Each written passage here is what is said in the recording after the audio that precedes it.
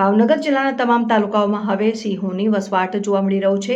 કેના સિંહોની સંખ્યામાં થયેલા વધારાને પગલે સિંહો હવે ઘણા લાંબા સમય અગાઉથી જંગલની બહાર નીકળી આસપાસના જિલ્લામાં પોતાનું રહેઠાણ બનાવી વસવાટ કરી રહ્યા છે.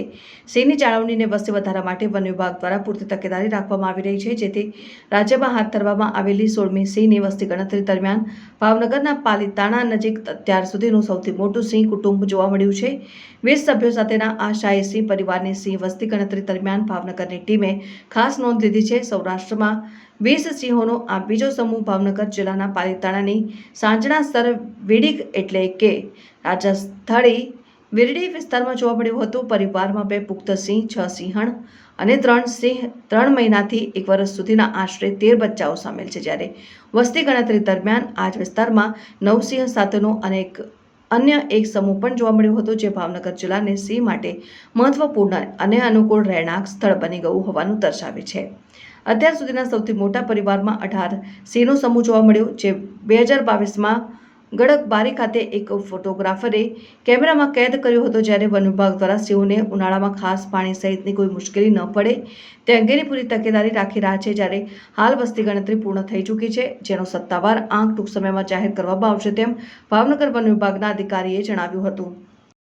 ભાવનગર જિલ્લા આમ જોઈએ તો સિંહોના વસ્તી માટે એક સારું નિવાસસ્થાન બની ગયું છે.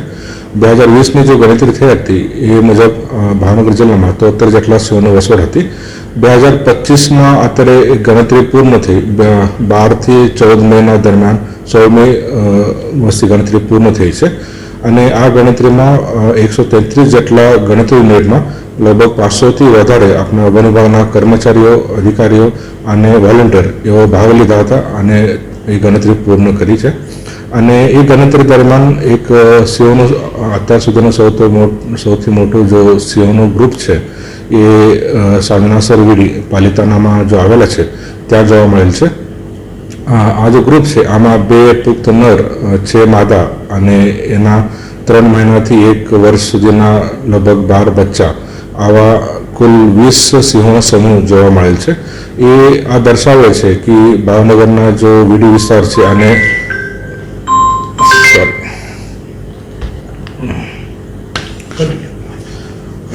આ દર્શાવે છે કે ભાવનગરના જો વીડી વિસ્તાર છે અને જો જંગલ વિસ્તાર છે આ આસિયાટિક સિંહો માટે એક સારું એવું રહેઠાણનો વિસ્તાર બની રહ્યા છે.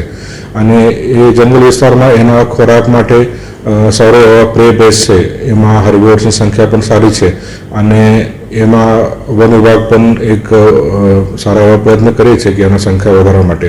એના સિવાય ઉનાળામાં એમાં પાણીના કોઈ સમસ્યા ઊભી ન થાય એના માટે આપણને કૃત્રિમ પાણીના પોઈન્ટ બનાવી છે. પછી સોલાર પાવરથી પાણી ઉપલબ્ધ થાય એવા પણ પ્રયત્ન કરીએ છીએ, જેના કારણે એ સિંહોની સંખ્યામાં વધારો થઈ રહ્યો છે.